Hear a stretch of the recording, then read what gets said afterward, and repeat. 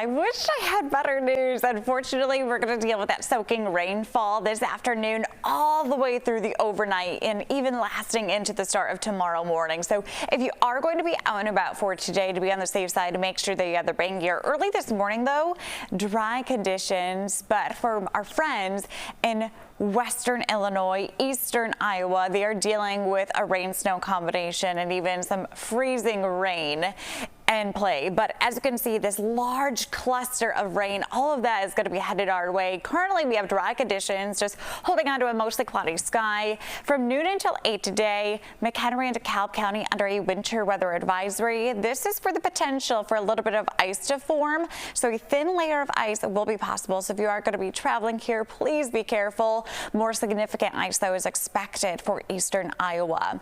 So here's what you can expect. I also put the temperatures on so you can see what we're dealing with, because the type of precipitation we get is all dealt with what our temperature is. So as you can see, our temperatures are going to be warming above freezing, closing in on lunchtime today. That's why I think most of us today are just going to be having plain rain showers.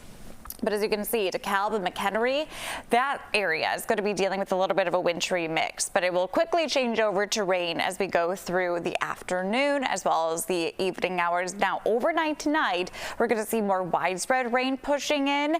Temperatures for tonight staying very steady in the upper 30s. So our temperatures are not going to be falling. So it's just going to be rain tonight, and that rain will stick around for the start of tomorrow with fog developing too. Temperatures for today hovering in those 30s, upper 30s for highs. That's going to be happening closer to dinner time. Still feeling a little bit cooler because it's windy for today with the gusts up to about 30 miles per hour. Your 7-day forecast showing us warmer temperatures on the way. Sunday, a high of 44, 52 on Monday. Then temperatures will come crashing back to reality Wednesday, Thursday, and Friday with highs in the 30s.